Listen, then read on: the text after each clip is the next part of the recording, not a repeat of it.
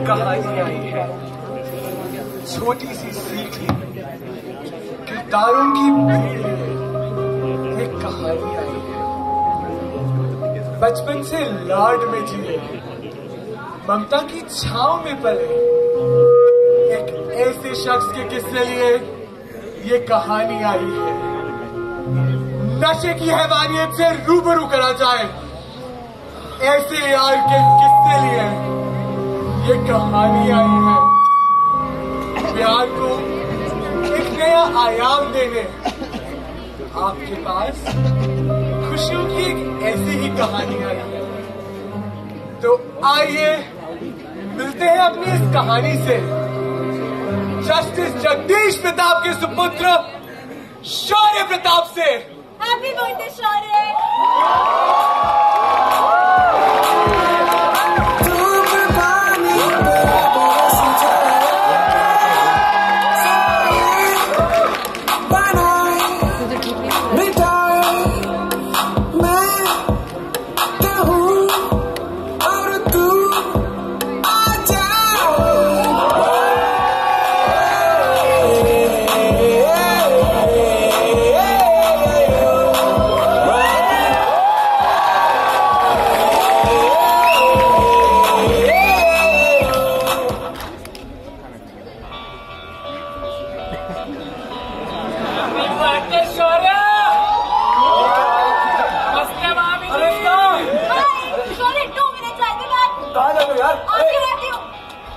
क्या कर रही हो यार?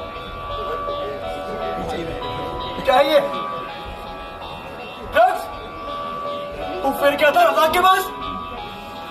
बोल!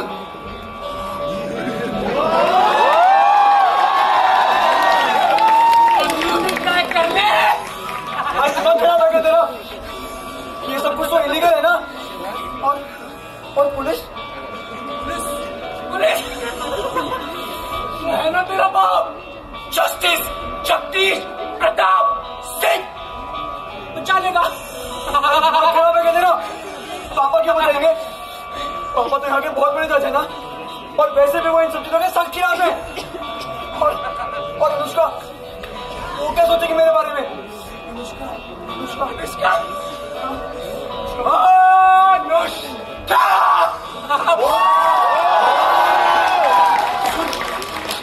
छोड़ के तेरे पास आएगी ना, तुझे भी छोड़ के किसी के पास चली जाएगी। क्या बकवास कर रहे हैं? सब छोड़ जाएंगे, सब छोड़ जाएंगे। कहीं नहीं जाएगी वो, रहेगा तेरे पास। सिर्फ यही प्यार करती है वो मुझसे। कहीं नहीं जाएगी अनुष्का। अनुष्का क्या है ये शौर्य? अनुष्का वो कर रहे हैं ड्रग्स। अनुष्का वो कर रहा है, मैं कुछ नहीं कर रहा। ऐसे कैसे दोस्त है तुम्हारे? अनुष्का तुम मुझे गलत समझ रही हो, वो कर रहा है। नहीं शौर्य, मुझे कुछ नहीं पता। अनुष्का चली गई। अरे हट, दिमाग खराब है तेरा। नशा ने पागल कर दिया तुझे, तो मुझे भी कर देगा यार। हट यहाँ से। जस्टिस जगदीश प्रताप का बेटा, और इतनी भी हिम्मत नहीं है एक लड़की के साथ रह के ना, तो भी लड़की बन चुका है। बाप भी डरपोक और बेटा भी। हट, दोनों चूड़िया कर ले चूड़िया। बाबू का नहीं थी। अरे कहा नहीं कर सकता मैं। ये क्या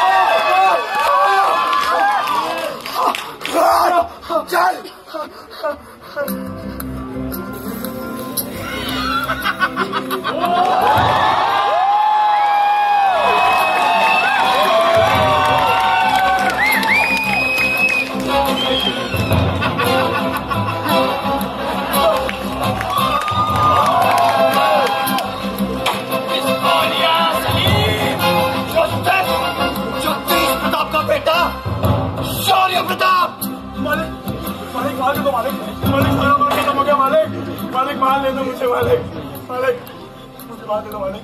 क्या उम्र है लाला? 16 साल मालिक। 16 साल? मुझे मान ले दो मालिक। और इस बार भी गाड़ी आता है ये। मालिक मैं तुझे पैसे देने को। भाई चाहिए तेरे को? हाँ मालिक। भाई चाहिए? मालिक मालिक मेरी मजबूरी समझो मालिक, मैं तुम्हें पैसे देने को तैयार हूँ मालिक। मालिक मेरी मजबूरी। सलीम दे दे मालिक को, दे दे।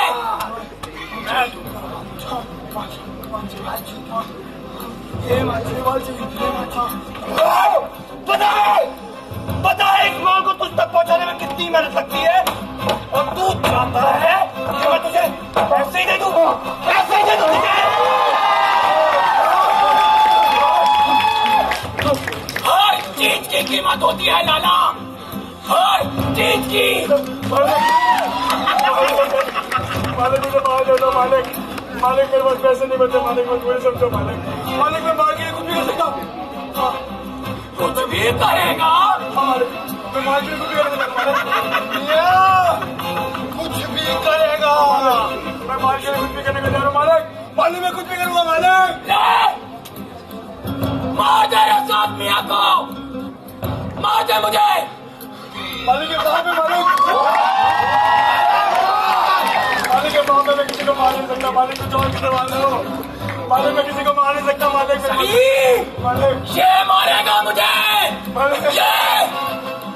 मालिक तुमने पैसे देने को मालिक, मेरी मजबूरी समझो मालिक। मालिक को कुछ भी करूँगा मालिक।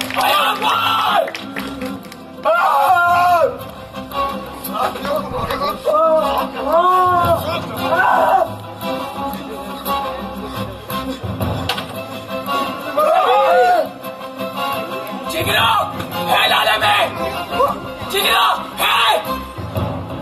दे दे मालिक को। खुदा हाफिज भाईजान। खुदा हाफिज। शुक्रिया मालिक। अगली बार पक्का पैसे दे दूंगा। आसान, अगली बार खैरात लूटने मत आना।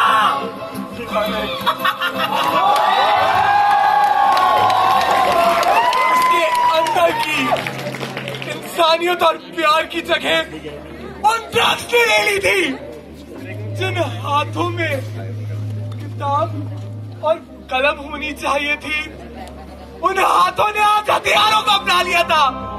किसी भी हद तक जा सकते थे वो, किसी भी हद तक।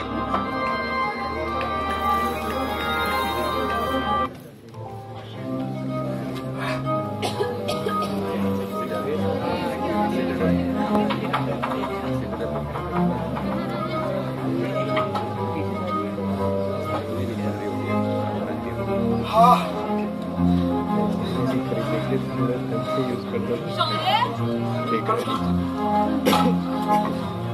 क्या है ये शौर्य? कुछ नहीं अनुष्का। क्या है ये? माता कैसे? शौर्य इधर दो शौर्य। क्या है ये शौर्य? क्या है ये शौर्य? अनुष्का कब से कर रहे हो? प्लीज मुझे वापस। मना रहे तो तुम्हें करने को।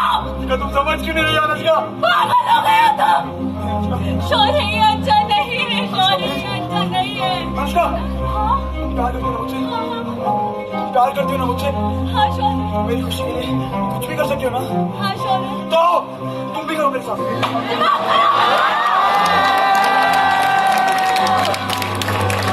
बहुत गलत कर रहे हो, मुझे भी गलत कर रहे हो। बहुत महंगे आते हैं। तुम इसे नहीं मानोगे। हमें तो शौर्य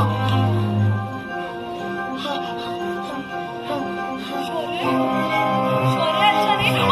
क्यों मैं शौर्य इतनी मुश्किल से रहते हैं, वो मुझे मार देंगे।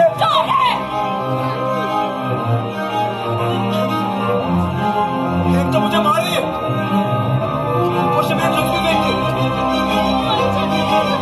इसी आंख से देखे ना? हाँ इसी आंख से देखे। हाँ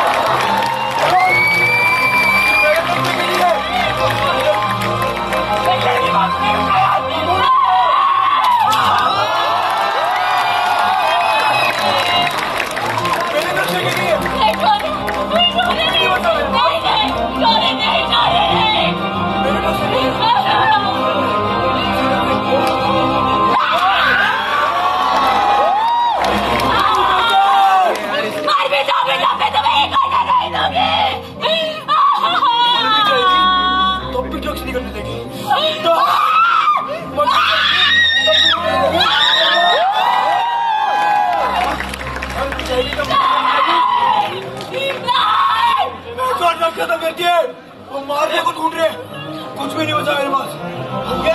सारे ड्रग्स फेंक चुके हैं मेरे, वो मुझे मार देंगे। मेरे ड्रग्स सारे क्या कर दिया तूने? मर चुकी है वो, मर चुकी है वो। उसे इंसान से हैवान बना दिया था। उसे ये भी नहीं दिखा कि उसके सामने कौन खड़ा है, कोई अपना या कोई पराया। उसके हाथों अनुष्का का खून हो गया था। वो अनुष्का जो उससे प्यार करती थी, वो अनुष्का जो उसे जन्नत से दूर ले जाना चाहती थी। थोड़ी देर बाद जब उसे होश आया पर अपनी इस गलती का एहसास हुआ तो वो डर गया, वो घबरा गया और अपनी आखिरी उम्मीद के पास गया।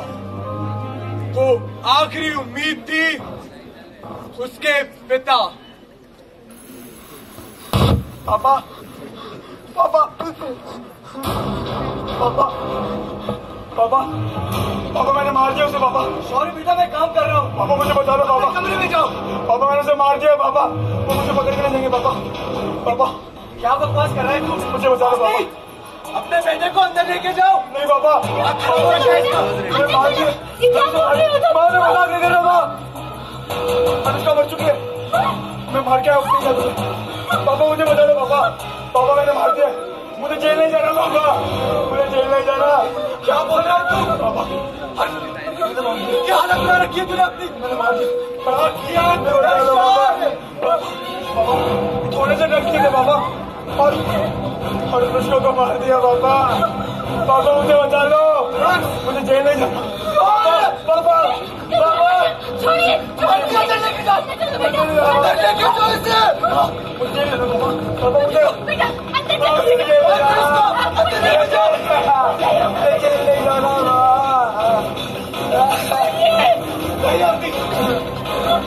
अगर इसने खून किया तो इसे जेल जाना होगा। एक बात आप कान खोल के सुन लीजिए, मेरा बेटा जेल नहीं जाएगा। आप बचा सकते हो उसे, मैं हाथ जोड़ती हूँ आपके। आप अपने काम के चक्कर में अपने परिवार को मत भूल जाना। बचा लीजिए शौर्य को। वो न्यायाधीश जिसने अपनी पूरी जिंदगी दूसरों को न्याय दिया, आज उसके कदम डगमगा रहे थे।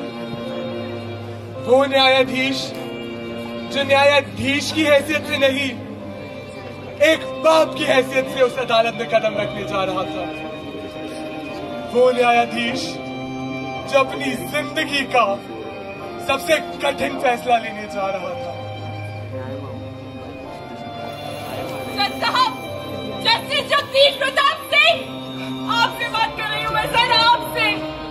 मैं आपके पैर बढ़ती हूँ सर, मैं आपके पैर बढ़ती हूँ। कौन है आप? क्या हुआ? कोर्ट जा रहे हैं सर। जीप पर? आपको कैसे पता? और आप हैं कौन? मैं वो अभागन माँ हूँ जिसकी इकलौती बेटी को आपके बेटे ने ड्रग्स के नशे में मार दिया। आप बड़े आदमी हैं सर, शायद आज आपका बेटा निर्दोष साबित हो जाए। फिर भी न्याय की भीख मांगती हूँ मैं आपसे, भीख मांगती हूँ मैं। देखिए, मैं अभी आपसे बात नहीं कर सकता। मुझे कोर्ट जाना है, मुझे देर हो रही है। I'm sorry. जज साहब, बेटी को न्याय दीजिए, मुझे न्याय दीजिए। उस दिन कोर्ट में एक अलग सा ही रंग छाया हुआ था। एक तरफ थी एक माँ जो अपनी बेटी को इंसाफ दिलाने के लिए लड़ रही थी, और दूसरी ओर था एक बाप जो अपने कर्तव्य और कर्म के बीच में जकड़ चुका था। एक तरफ था उसका बेटा जो गलत था, और दूसरी ओर थी सच्चाई।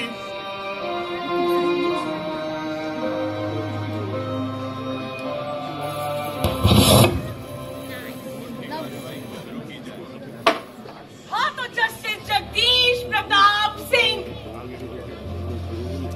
न्याय की मूरत। हाँ? सर, आज आप जानते हैं, आज मैं जानती हूँ, और इस अदालत में बैठा एक एक शख्स जानता है कि आपका अपना बेटा खूनी है। आपके इस बेटे ने एक 16 साल की बच्ची का बड़ी ही निर्ममता के साथ खून किया है। तो बताइए सर, क्या आज भी आप अपने 40 साल के उसूलों पर अटल रहेंगे, या एक कायर और बुज़दिल बाप की तरह इस अदालत में झूठी गवाही देंगे? बोलिए सर, बोलिए। हाँ जज साहब, हाँ, ये खुद मेरे बेटे ने किया है। ऑब्जेक्शन माय लॉर्ड, वकील साहबा विटनेस पे दबाव डाल रही है, उन्हें गुमराह कर रही है। Objection overruled. साहब, मेरा पूरा जीवन सच और झूठ को एक तराजू में तौलने भी है, और आज उस तराजू के एक तरफ है मेरे सिद्धांत, और दूसरी तरफ वो बाप जिसका बेटा कटघरे में खड़ा है। ये मेरी अपनी जिंदगी का सबसे कठिन फैसला है जज साहब, और इसका सबसे सादा आघात मुझे ही होना है। ये बात मैं खुद बाप की हैसियत से नहीं कह रहा, बल्कि एक सिद्धांतवादी न्यायाधीश के तौर पे कहता हूँ। ये खुद मेरे बेटे ने किया। नहीं बाबा, ये खुद मेरे बेटे ने किया।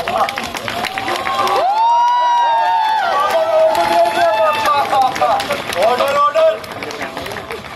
तमाम सबूतों और गवाहों को मद्देनजर रखते हुए ये अदालत आरोपी को juvenile justice care and protection act के तहत सुधार गृह भेजने का आदेश देती है। The court is adjourned for the day. पापा मुझे बता सकते हैं पापा, पापा मैंने कुछ नहीं किया, पापा बता सकते थे पापा। नैतिक कर्तव्य को अपने पारिवारिक कर्तव्य के ऊपर रखकर एक पिता अपने पितृत्व को मारकर घर वापस लौट रहा था। वो घर जहां एक मां अपने बेटे की आस लगाए बैठी थी। उस दिन कोर्ट में हार तो सबकी हुई, पर सजा सिर्फ दोषी बेटे को ही नहीं मिली, उन माँ बाप को भी मिली जो कहीं ना कहीं दोषी थे।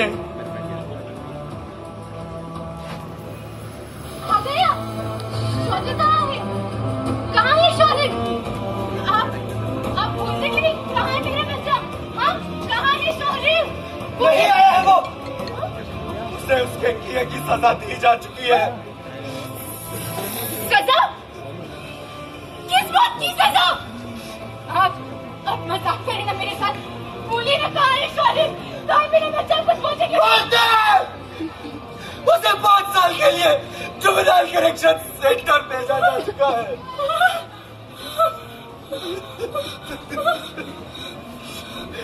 क्यों? हम तो उसे बचाने गए थे ना, फिर बचाया क्यों नहीं उसे? ये क्या बोल रहे हो? सही तो हो रहा था। अब एक बार उसे घर ले आते, मैं सब ठीक कर देती, सब ठीक। अरे माँ हूँ मैं उसकी, लाती हूँ मैं उसको। अब चुप क्यों हो साहब? अरे ये चुप्पी कोर्ट में दिखानी चाहिए थी, यहाँ नहीं। फायदा? हाँ?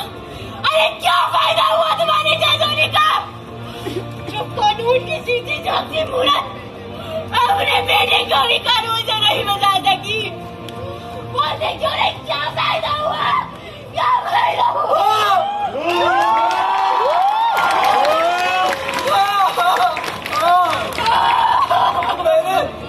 मैंने अपने बेटे को बचाने से इनकार किया है। उससे बचा था मैं, किस भूल से बचा था मैं उससे? उसने नशे की हालत में आकर एक लड़की को जान ली है। किस भूल से बचा था?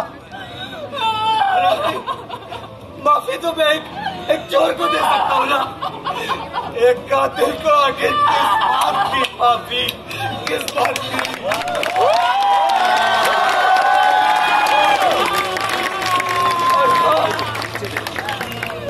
है वो मेरा बेटा, तो क्या करती? मैं उसे सरेआम कोर्ट करने की इजाजत तो नहीं दे सकता ना, नहीं दे सकता मैं। और इसे पाना क्या, जिसने अपनी इकलौती बेटी खोई हमारे अपने इशारे की वजह से आती। उस माँ का क्या आते? क्या उस माँ का क्या आते?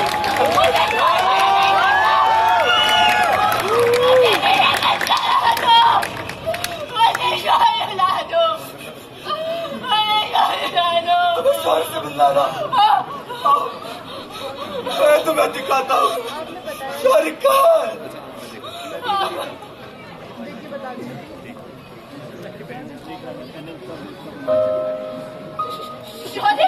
माँ माँ भागे माँ, माँ कैसे है तुम्हें बच्चे? माँ मुझे ड्रग्स दे दो माँ।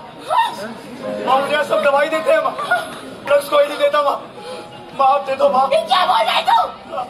ड्रग्स गलत चीज होती है बेटा। नहीं माँ नहीं, पता है ड्रग्स से सारी टेंशन दूर हो जाती है माँ, सब अच्छा लगने लगता है माँ। माँ आप ड्रग्स दे दो माँ। पागल हो गया तू? अरे कौन करे तूने इस बच्ची का? माँ प्यार करता था तू इससे? माँ मुझे ड्रग्स दे दो माँ। माँ आपने आज तक किसी भी चीज के लिए मना नहीं किया माँ। माँ ड्रग्स दे दो माँ।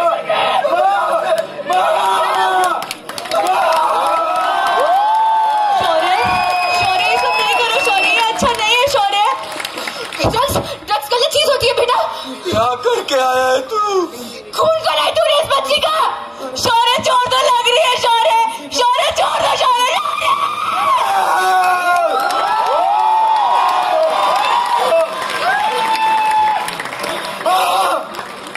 लिए मैंने ड्रग्स, हाँ मारा अनुष्का का। पर आप सबको क्या लगता है ये सब कुछ मैंने अपनी मर्जी से किया? अरे टेंशन का पहाड़ लाते थे सिर पे, पढ़ाई की टेंशन, फ्यूचर की टेंशन, माँ बाप के सपने पूरे करने की टेंशन। अरे मेरी गलती कैसे है? मेरी गलती कैसे है ये? अगर गलती मेरी है तो दोषी आप सब भी है, गलती आप सबकी भी है। अगर ड्रग्स इतनी गलत चीज है तो सरेआम बाजार में बिकती है क्यों है? क्यों बिकती है? कोई जवाब, क्यों बिकती है? मेरी गलती नहीं है, नहीं हुआ गलत। एक लौ है 100 परछाइयाँ,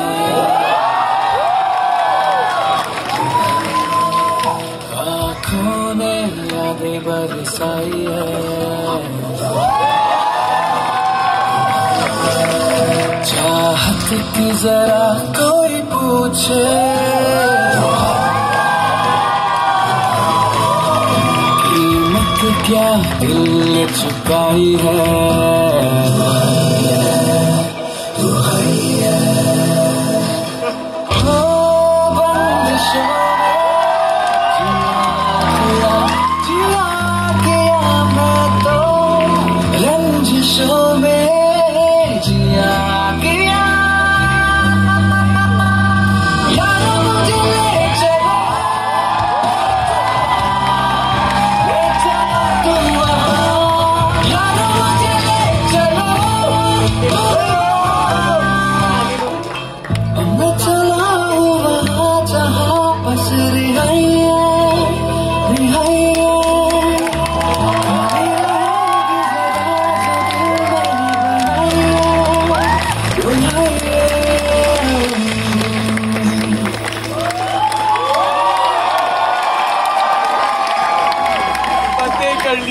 उसने अपने आप पर वो कहाँ था और कहाँ रह चुका था, वो सिर्फ वही जानता था। जिंदगी में उसने बहुत उतार चढ़ाव देखे थे।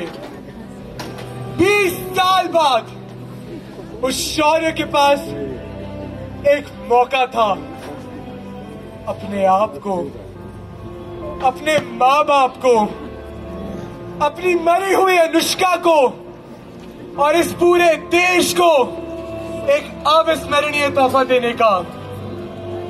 संसद में एक बिल पेश करने जा रहा था, एक ऐसा बिल जो उसके पिता के असूलों पर खरा उतरता, एक ऐसा बिल जो शायद एक मौका था उसके किए की माफी मांगने का।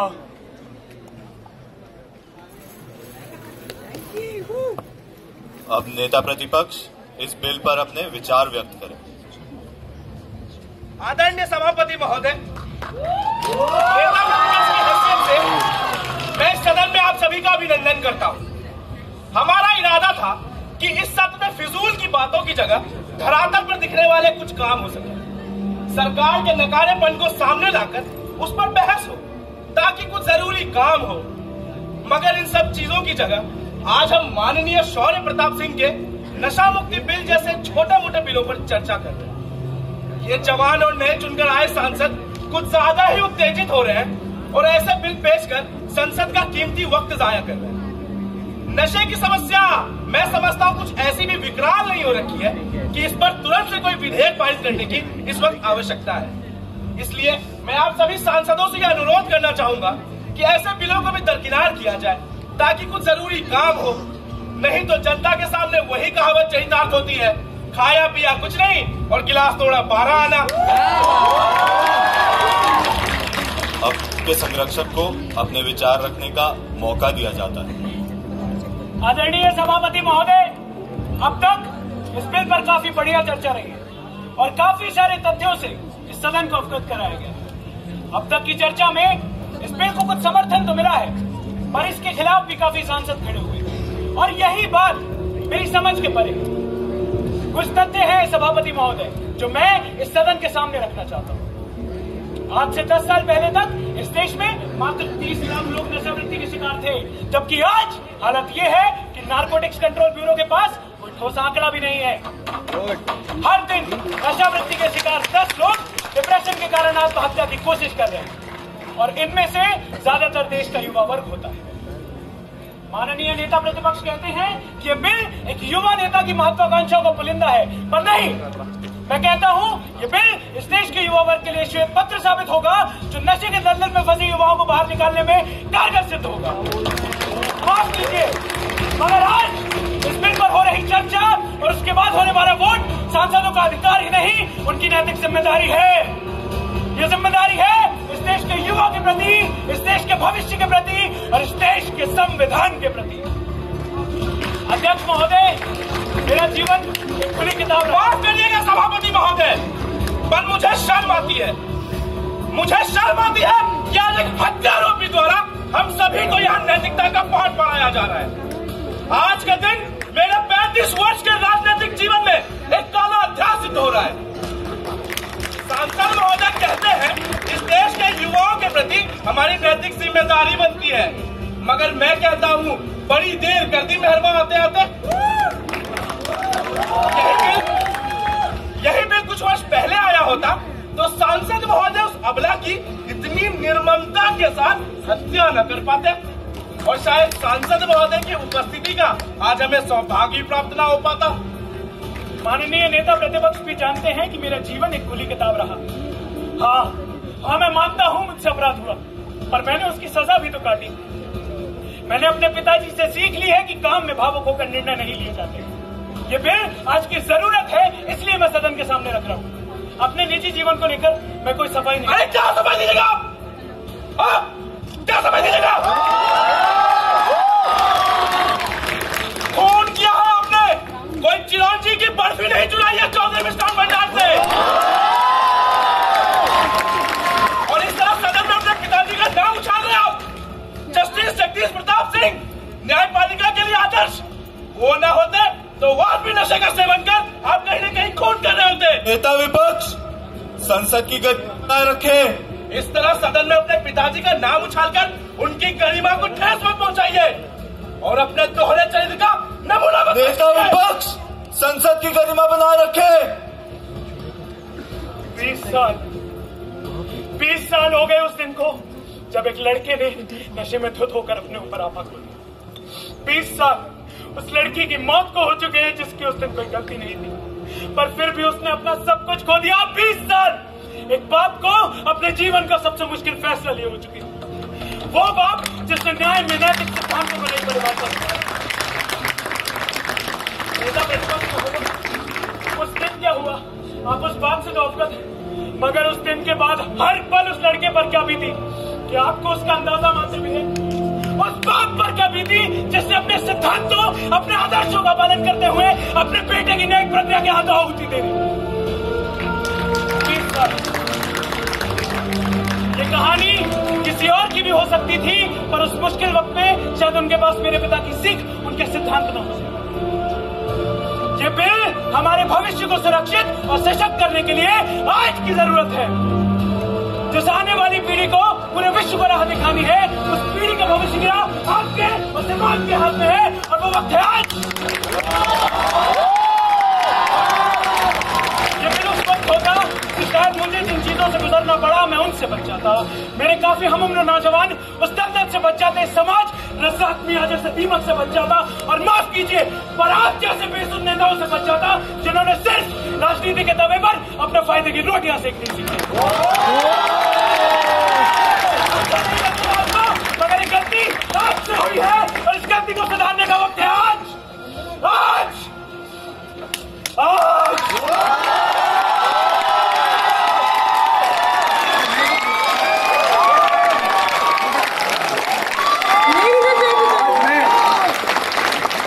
शौर्य प्रताप सिंह जहां खड़ा हूं और जहां से आया ये महज एक इत्तेफाक नहीं, ये पश्चाताप की कहानी है। मैं वो कहानी हूं जो दोहराई जाएगी, तब तक सुनाई जाएगी जब तक कि आप भी ये ना समझ लें कि ये महज एक कहानी नहीं, ये दर्पण है, आपका हमारा दर्पण।